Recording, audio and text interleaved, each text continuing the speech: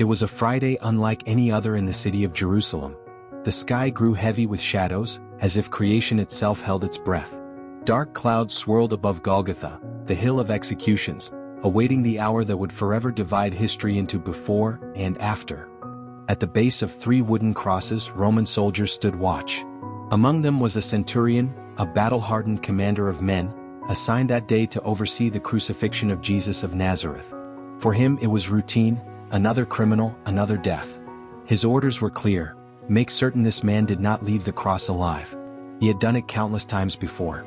But this execution would not be like the others. As the 6th hour came, something unexplainable happened. Darkness swallowed the land, stretching from horizon to horizon, as if the sun itself refused to shine upon the scene. For 3 long hours the unnatural gloom remained. The crowd grew restless, whispers spreading that this was no ordinary man. And then at the 9th hour the silence was pierced. Jesus, battered and broken, lifted his voice in a cry that shook the centurion's very soul. My God, why have you forsaken me?" Not long after, with another loud cry, he breathed his final breath. At that very instant, the ground trembled, and deep within the temple, the massive veil separating man from the presence of God was torn in 2 from top to bottom. It was as if heaven itself declared that something eternal had just taken place. The centurion, standing directly before the dying man, could no longer deny what his eyes had seen and what his heart now felt. Overwhelmed, he uttered the words that would mark his conversion. Truly, this man was the Son of God. In that moment, everything changed for him. He who had been the executioner became a witness. The one who had raised his spear to pierce the body of Jesus became the first Gentile to confess him as the Son of God. His heart was shattered, yet in that brokenness, it was remade. This Roman officer, later remembered by the name Longinus, laid aside his high position within the mighty empire of Rome. He abandoned the prestige of commanding men to follow the one who had conquered death itself. He carried the story of what he had seen to distant lands, proclaiming the gospel not as a tale learned secondhand, but as the testimony of an eyewitness. And though his life would end in tragedy, his name was forever recorded in the history of the Church. His legacy remains as the soldier who moved from darkness into light, from unbelief into faith, from power into surrender. But who was this man before the cross changed him? Longinus was no ordinary soldier. He was a centurion, one of Rome's most respected officers, entrusted with command over 100 men. To rise to such a position demanded more than strength of body. It required intelligence, discipline, cunning, and above all, an unyielding ruthlessness. His entire life had been shaped by violence, duty, and the iron hand of Roman authority. He was trained to obey without hesitation, to kill without question, and to enforce order with absolute loyalty to Caesar. He was admired by his peers for his courage, his strategic mind, and his fearlessness in battle. To many he was the image of Roman strength. And yet, beneath the armor and the discipline, destiny awaited him on a hill called Golgotha. For Longinus, life had always been defined by 3 words: discipline, order, and unquestioning obedience to Rome. He had witnessed death countless times, never once blinking. He had carried out executions without hesitation, his hands moving as an extension of imperial command. He was a weapon in the service of Caesar, sharp, efficient, and unyielding. But that morning something in Jerusalem felt different. The city had not fully awakened, yet hurried footsteps echoed through the narrow streets. Whispers traveled like wildfire, carrying a single name: Jesus of Nazareth. This man had already unsettled the rulers of both religion and empire. The night before, he had been seized in the Garden of Gethsemane. There, in the stillness of olive trees, he was betrayed by one of his own, Judas Iscariot. A kiss had been the signal. 30 pieces of silver had been the price of treachery. Dragged before the Sanhedrin, the highest council of priests and elders, Jesus was accused of blasphemy for declaring himself the Son of God. They struck him with their fists, spat upon his face, and condemned him. Yet for all their fury they lacked the power to kill him. Death by crucifixion was Rome's authority, not theirs. And so, at the break of dawn, they brought him to the Roman governor, Pontius Pilate. Pilate sat upon the judgment seat, accustomed to men groveling for their lives. But when his eyes fell upon Jesus, there was something unsettling in his silence, something unshaken in his presence. With measured curiosity, Pilate asked, "Are you the king of the Jews?" Jesus replied with calm certainty, "You have said so." The chief priests and elders erupted with accusations. One after another, they hurled charges meant to seal his fate. Yet Jesus did not argue. He did not shout nor attempt to justify himself. His silence spoke louder than any defense. Perplexed, Pilate leaned forward. "Do you not hear these testimonies against you? Do you not wish to defend yourself?" But still Jesus remained quiet. Not a single word escaped his lips. He stood unmoved as though judgment had no hold on him. Pilate's astonishment grew. He had seen guilty men claw for mercy, invent lies to save their skin, weep bitterly for one more breath. But this man was different. There was no fear in him, no desperation, only a calm authority that Pilate could not comprehend.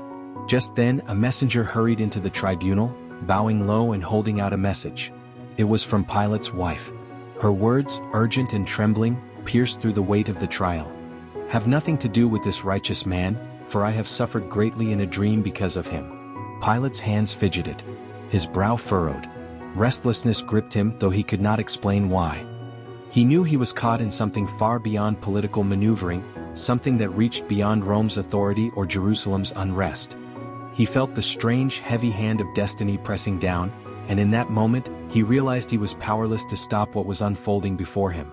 It was the season of Passover, a time when the Roman governor had a custom to release one prisoner chosen by the people. Pilate, uneasy and searching for a way to avoid condemning the man he could not find fault in, thought he had found an escape. He presented the crowd with a choice. On one side stood Jesus of Nazareth, accused, beaten, but silent. On the other was Barabbas, a notorious rebel, a murderer whose crimes were known by all. Surely, Pilate reasoned, the crowd would choose Jesus. But the chief priests and religious leaders moved among the people like poison in water, stirring them up with whispers and shouts. Their influence spread like wildfire, and soon the cry rose from the mob, "Release Barabbas." Pilate lifted his hands to calm them. His voice carried across the square. "Then what shall I do with Jesus, the one you call the King of the Jews?" The crowd, now frenzied, thundered back with one voice, "Crucify him." The governor faltered. He tried again, desperation in his tone. What crime has he committed? What evil has he done?" But reason was swallowed by rage. Louder and louder they cried, their fists pounding the air. "Crucify him! Crucify him!" Pilate's shoulders sank. He saw with cold clarity that he was powerless against the fury of the mob. Their voices were no longer their own, they were driven by envy, anger, and something darker. The choice had been made. Calling for a basin of water, Pilate washed his hands before the multitude, the gesture plain for all to see. "I am innocent of this man's blood," he declared. "The responsibility is yours." And so, Barabbas, the guilty, was released. Jesus, the innocent, was condemned. The Son of God's fate was sealed. The soldiers led him into the governor's palace, into the praetorium, where an entire cohort was gathered. The centurion, Longinus, stood watch at the entrance as he always did. He had overseen countless punishments. He had watched men break under the lash, curse their captors, scream for mercy, and die in bitterness. To him, suffering was nothing new. But today was different. The prisoner before them did not resist. He did not curse. He did not plead for his life. Each blow he received, he accepted in silence, as if he knew it was not meaningless but necessary. The soldiers, cruelly entertained, stripped him of his garments and bound him to a pillar. Then they began their work with the scourge, a whip embedded with bone and metal designed to tear flesh from the body. Stroke after stroke fell without mercy. Flesh was torn. Blood flowed. Yet from his lips came no cry. Longinus watched, his arms crossed, his expression hardened by years of violence. And yet, deep within his eyes, something had begun to stir. This was not like any execution he had overseen. He could not name it, but he felt it. The soldiers, drunk with mockery, draped a faded purple robe over the prisoner's bleeding shoulders. They twisted thorny branches into a crude crown and pressed it upon his head until blood streamed down his face.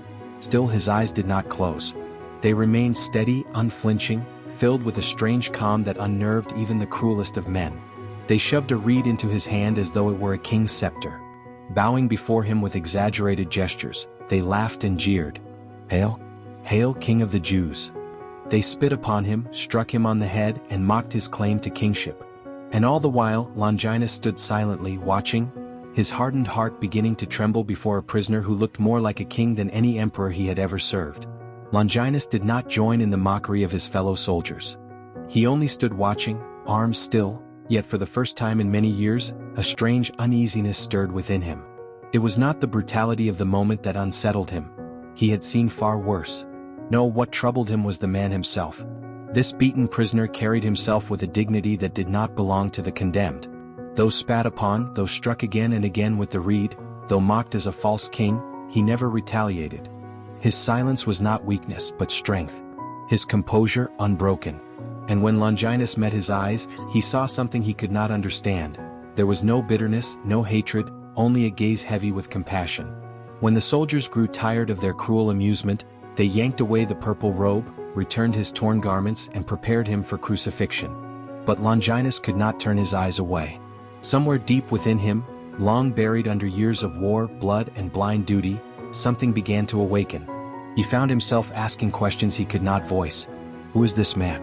Why does he endure without resistance? What kind of prisoner shows mercy even to his tormentors? He did not yet know the answers. But before the day was over he would. Because that day, on a hill outside the city, Longinus would stand witness to the greatest act of love the world had ever known. And his life, hardened by Rome, shaped by violence, would never again be the same. The time had come. The soldiers seized Jesus and dragged him from the praetorium into the open streets. Upon his shoulders they placed the cruel weight of a wooden cross, rough, splintered, and stained with the blood of countless others who had walked this path before him. The journey toward Golgotha, the place of the skull, had begun. As was his duty, the centurion Longinus marched at the front, pushing back the press of the crowd, clearing the way for the procession of death. Golgotha was the place Rome sent its enemies to be erased, where shame and pain silenced voices forever. Yet this prisoner seemed different. He moved forward, his steps faltering but his resolve unbroken. The streets were filled with noise.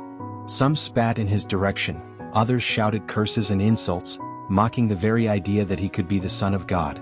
Yet mingled among the jeers were sounds of grief, soft cries, muffled sobs from those who loved him. The atmosphere was thick, charged with hatred on one side and sorrow on the other. And in the midst of it all was a mother, Mary. Her heart throbbed with anguish as she searched desperately through the mass of faces for her son. Her tears blurred her vision until she turned to the disciple John, who had stayed close. Her voice broke as she pleaded, "John, help me. Take me to him." Together they pushed through the crowd, fighting against the flow of bodies pressing around them. Every step was heavy with desperation. Then suddenly a shout erupted. A soldier shoved Jesus violently, and the weight of the cross crushed down upon him. His strength gave way and his body crumpled to the stone road. The wood slammed upon his torn back and for the first time he fell. The crowd gasped. Some laughed cruelly. Others turned away, unable to bear the sight. Mary clutched John's arm, her heart pierced like a blade, as she watched her son struggle beneath the crushing weight. Longinus, standing nearby, did not laugh. His jaw tightened, his chest heavy with something he did not want to name. For reasons he could not yet understand, he felt the sting of sorrow. Jesus stumbled, and the weight of the cross drove him to the ground with a violent crash. The rough wood slammed against his torn flesh, pressing him into the stones of the road. The soldiers, impatient and merciless, struck him harshly with their whips and shouted with fury, "Get up! Move!" With agonizing effort, Jesus pressed his palms against the ground, lifted himself from the dust and struggled to his feet once more. His body shook under the burden, but his will refused to yield. Mary and John, having fought through the crowd, reached him just in time to see him collapse again. His body crumpled beneath the cross, and this time Mary could no longer contain her grief. With trembling hands and breaking heart, she rushed to his side, dropping to her knees beside him. Tears ran freely down her face as she whispered through sobs, "I am here." Jesus, his face bruised and streaked with blood, turned his eyes toward her.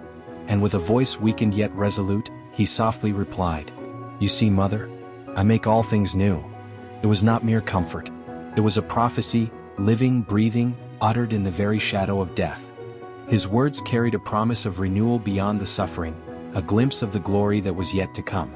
But the cross pressed heavily against his lacerated back, and his strength continued to fail. A third time his knees buckled and he collapsed into the dust. The soldiers lashed him again, shouting commands, but his body no longer obeyed. His knees trembled, refusing to rise.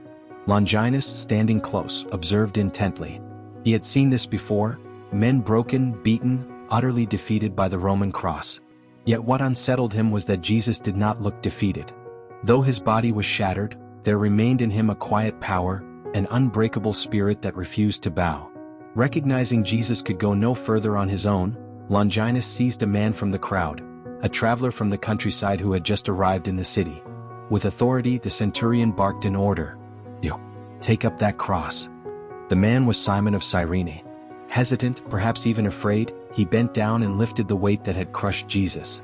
As he did, Jesus slowly lifted himself from the stones, his eyes finding Simon's. Though exhausted and drenched in blood, he gave the stranger a look filled not with shame, but with gratitude, an unspoken blessing that Simon would carry with him all his days. And so the procession continued. A death march winding through Jerusalem's streets, drawing the eyes of all who passed. Some cursed, some mocked, but others wept openly, women mourning at the sight of such undeserved suffering. Turning toward them, Jesus spoke even in his weakness, his voice carrying a solemn warning. "Daughters of Jerusalem, do not weep for me. Weep instead for yourselves and for your children." The words cut through the air like prophecy, piercing deeper than any sword. Longinus heard them, and again he felt something shake within him. How could a man, broken and near collapse, still speak with such concern for others? Who was this prisoner who carried not only a cross, but also the burdens of the world? At last, the procession reached its destination. The crowd poured out onto a barren rise just beyond the city walls, Golgotha, the place of the skull. Dry, desolate, and cursed, it was the hill Rome reserved for horror. 3 crosses stood waiting. The soldiers prepared for their grim work, hammer and nail in hand. The time had come. Jesus did not resist. He did not struggle, curse, or cry out in rage. Instead, he stretched out his arms as though he were not a victim, but a willing offering. His body, torn and bruised, was laid upon the wood not by force, but with a quiet strength, as if he himself was surrendering, not to the soldiers but to the Father's will. The soldier pressed one arm against the beam, the rough grain digging into Jesus' flesh. Another soldier lifted the hammer high. For a breath, silence gripped the crowd. Then the first blow fell. The sound of iron striking iron echoed across the hill, and a cry rose toward heaven. Mary trembled where she stood. Her hands clenched against her robe, her heart breaking with every strike. John turned his face away, unable to watch as the hammer fell again and again. The crowd stirred uneasily, some wept openly, others mocked with hardened voices, but none could escape the dreadful weight of that moment. Longinus the centurion stood still. His hand rested on his sword, but his heart was shaken. He had overseen many executions, but this was different. At last the work was finished. 3 crosses were lifted. Jesus hung in the middle, the wooden post crashing into its socket with a heavy thud. His body jolted violently from the impact.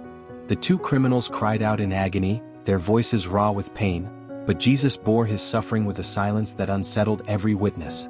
One of the men beside him, twisted with bitterness, spat his words through gritted teeth. "So you are the Christ, are you? Then save yourself, and us." The other, though weak and gasping, turned his head. His voice, though faint, carried more weight than the mocker's jeers. "Do you not even fear God?" he rebuked. "We are here because we deserve this. We are paying for our crimes. But this man has done nothing wrong." Then, gathering what strength he had left, he turned his eyes toward Jesus and whispered, "Jesus, remember me when you come into your kingdom." And from the center cross came words unlike any ever spoken in such a place. A promise, eternal and unbreakable. "Truly I tell you, today you will be with me in paradise." Those standing nearby stirred. Some scoffed, others wept. But Longinus could not move. His heart pounded within him. He had heard countless cries from dying men, but never words like these, words of hope spoken through blood and agony. Time itself seemed to falter. The hours dragged on, yet the world felt suspended. Then the sky began to change. The sun dimmed, shadows stretched, and a cloak of unnatural darkness spread across the land. The crowd grew restless, whispering in fear. Even hardened soldiers shifted uneasily at their posts. And still Jesus spoke, not curses, not pleas for relief, but words that pierced the heavens and the earth alike. "Father, forgive them, for they know not what they do." A chill swept through Longinus's chest. Forgiveness? Could it be? Forgiveness for the very ones who scourged him, who mocked him, who pierced his hands and feet. Forgiveness even for him, the centurion who had overseen this terrible act? The weight of those words pressed harder upon him than any command ever had. From the distance, thunder rolled like the growl of heaven itself. Dark clouds gathered, and the air grew heavy as though all creation knew what was taking place. Caiaphas and the religious leaders, satisfied and convinced their work was done, turned and departed. Yet Mary remained rooted in grief, her tears falling to the dust. John stayed by her side, holding her as though he could shelter her from the storm of sorrow consuming her heart. Then Jesus spoke again, his voice weak but still clear, carrying meaning beyond the pain. "Woman, behold your son." And turning his gaze toward John, "Behold your mother." Even in the throes of agony, Jesus was giving love, binding his mother to the disciple, creating family at the very foot of the cross. Moments later, his strength began to fade. His body trembled, his breaths grew shallow, until suddenly a cry erupted, tearing through the silence. My God, why have you forsaken me?" The words pierced the air, echoing off the hill. Some who heard it misunderstood. They whispered among themselves, "He is calling for Elijah." Their voices were tinged with fear and superstition, wondering if the ancient prophet might appear to intervene. One bystander, moved by pity or curiosity, rushed forward. He soaked a sponge with sour wine, fixed it on a reed, and raised it to Jesus' lips. Yet Jesus refused. He would not drink. He would not ease the pain. His mission was not halfway obedience, but the full measure of sacrifice. A stillness fell, solemn, dreadful, holy. The crowd held its breath. Jesus, lifting his gaze toward the unseen heavens, drew upon the last reserve of strength left within him. His voice rang out, not broken but victorious. "It is finished." Heaven and earth seemed to pause. Then with one final surrender, Jesus prayed, "Father, into your hands I commit my spirit." He bowed his head and the life left him. In that instant, creation itself responded. The ground heaved and split beneath their feet. A violent earthquake shook Jerusalem, toppling stones, splitting rocks apart. Graves burst open, the dead stirring. And within the temple, the veil that separated man from God was torn from top to bottom, not by human hands but by the power of heaven. The crowd, once filled with scorn, now trembled with terror. The boldness of their mocking dissolved into regret. Many beat their chests, stricken with guilt and dread, realizing too late the enormity of what had been done. Then Longinus, the hardened soldier, dropped to his knees. No command compelled him, no fear drove him. His heart broke open and words spilled out unrestrained, trembling with conviction. Truly, this man was the Son of God.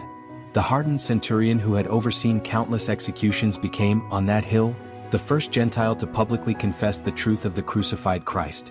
His words, "Truly this man was the Son of God," echoed into eternity. Then a heavy silence fell over Golgotha, like a dark shroud pulled across the hill of death. The cries and insults ceased. The mocking voices of the crowd were gone. All that remained was the still form of Jesus hanging lifeless upon the wood. The wind stirred, carrying with it an unsettling weight. The soldiers, uneasy and shaken by the unnatural darkness and the trembling of the earth, began to retreat. One by one, the crowd dispersed, confusion and fear written across their faces. It was the day of preparation for the Passover. By Jewish custom, no body could remain exposed upon a cross when the Sabbath began. The religious leaders, still determined to control even the manner of death, went to Pilate with their request. The condemned men's legs should be broken to hasten their deaths. Permission was granted. The order was given to Longinus, and as commander, he relayed it without delay. 2 soldiers approached the criminals crucified beside Jesus. With brutal precision, they raised heavy iron bars and brought them crashing down, splintering bone and ending their lives swiftly. Their screams pierced the silence, but soon even those cries faded. Then all eyes turned to the man in the center. To Jesus. Longinus had no doubt, he was already dead. He had seen death too many times to mistake it. Yet the law of Rome was strict. Proof was required. And so, bound by duty, the centurion advanced. He gripped his spear, lifted it high, and with one swift motion, he drove the point into the side of the crucified Christ. At once, something extraordinary occurred. From the wound poured blood and water, flowing together as if heaven itself had opened a hidden fountain within the body of the Son of God. John, the beloved disciple standing nearby, would one day write with solemn authority, "The one who saw it has borne witness, his testimony is true." Longinus stared at the flow. Drops of blood clung to the blade of his spear, and before he could step back, some of it fell upon his face. Tradition tells us his eyes had long suffered with a dull ailment, a cloud that blurred his vision. But when that holy mixture of blood and water touched him, clarity returned. His sight was restored. The haze that veiled his eyes was lifted, not only in body but in spirit. The centurion froze, the weight of realization crashing upon him like the earthquake that had shaken the ground. He had not pierced the side of a criminal. He had not carried out the death sentence of a rebel. No, his spear had entered the flesh of the very Son of God. And in that moment, beneath the shadowed sky and at the foot of the cross, Longinus understood. The blood that flowed redeemed. The water that poured cleansed. The Messiah had given all, and even his final wound was a gift: forgiveness, healing, and life. Longinus fell to his knees once more, but now not as a soldier under command, but as a man whose soul had been pierced by truth. In that trembling moment, he was no longer the centurion of Rome. He was a seeker standing before the mystery of God. The sacred scriptures do not record in detail every step of what followed after the crucifixion. Yet, through church tradition and early writings, fragments of his story echo across the centuries. They tell us that Longinus, shaken to the core, could not return to the barracks as if nothing had transpired. The old life no longer fit. For many nights, sleep abandoned him. Each time he closed his eyes, he saw the face of the crucified Christ, calm even in agony, silent even under insult, merciful even as the nails were driven in. That image burned within him like a fire that refused to fade. No command, no discipline, no Roman law could quench it. He tried to resume his duties, but every order given felt hollow, every execution he oversaw rang false. Where once he had served Rome with blind obedience, now a voice within asked, "Am I serving truth or am I serving a kingdom built on lies?"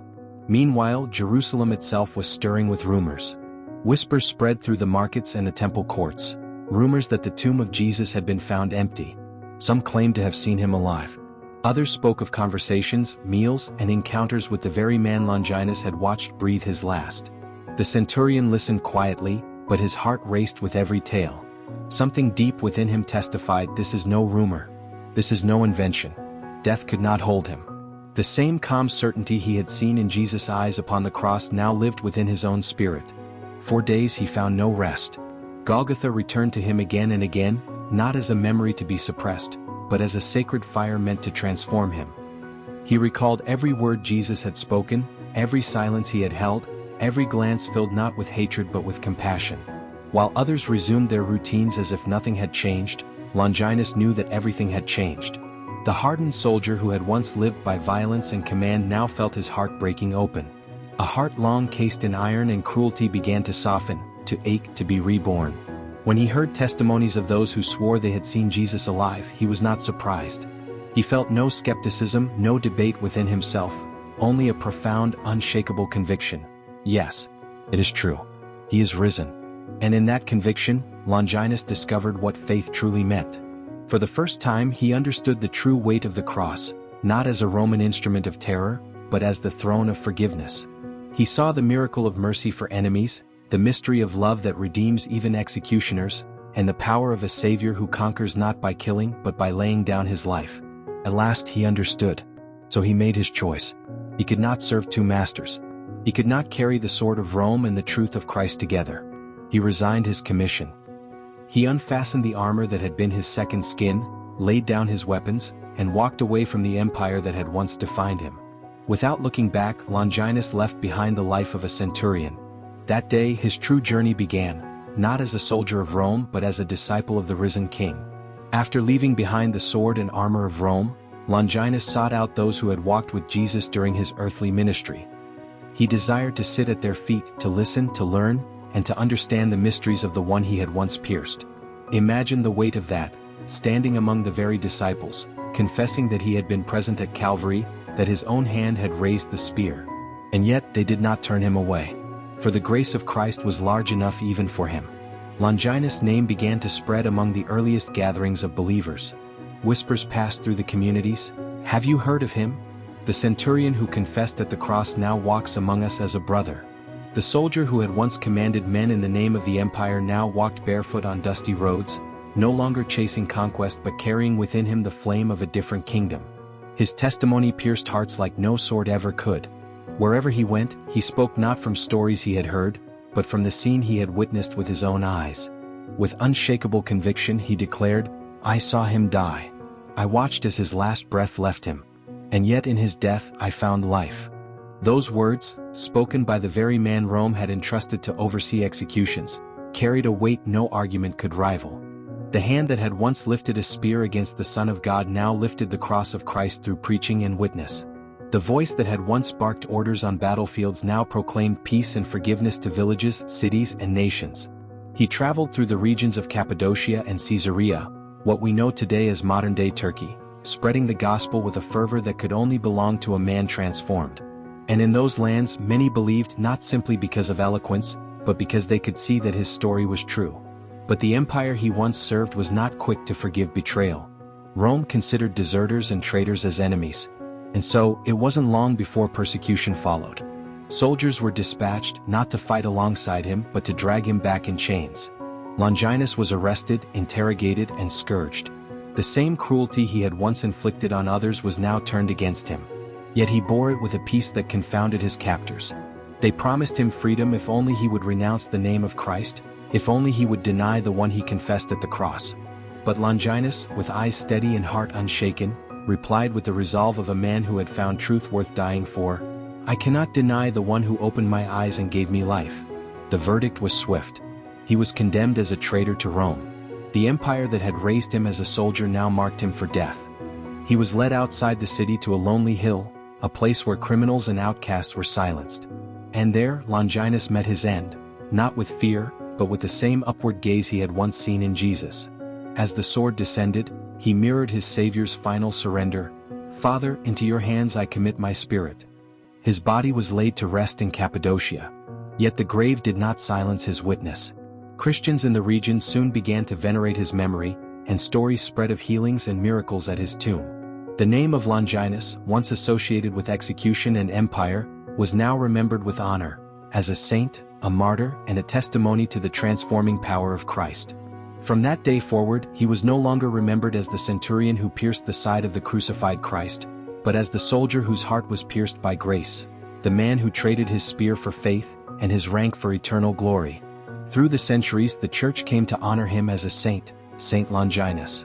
The centurion who had once pierced the Savior, the soldier who had watched in awe as the Son of God gave his life, had himself been pierced, not by iron but by grace. He was the one who saw, the one who believed, the one whose heart was forever changed by the one who had first died for him. Yet Longinus was not alone in this story. You must also know of Peter, John, James, Andrew, Philip, Thomas, Bartholomew, Matthew, Simon, Thaddeus, and James. From the bustling streets of Jerusalem to the farthest reaches of the known world, these 12 men carried a message that shook nations, defied empires, and forever altered the course of history. They had no armies at their command, no swords to wield, no political connections or wealth to shield them. All they possessed was the unshakable faith in what they had seen with their own eyes, and the courage to speak the truth at any cost. Their testimonies, their sacrifices, and their unwavering devotion became the foundation of a movement that would span continents and centuries. This is not simply the story of a church, it is the story of ordinary men confronting the most powerful empire the world had ever known, armed with nothing but belief, conviction, and the ultimate willingness to give everything for their faith. Their legacy is a testament to the transformative power of what they witnessed, and to the courage that faith can ignite even in the humblest of hearts. For a vivid portrayal of their journey, one can watch the cinematic depiction in the film Apostles. It brings to life not only the struggles and triumphs of those 12 men, but also the unstoppable force of a message carried by those willing to risk everything for the truth they had seen. Through Longinus and the apostles alike, we see a remarkable truth, that even the smallest number armed with faith and unwavering courage can change the world, and leave a legacy that echoes through all generations.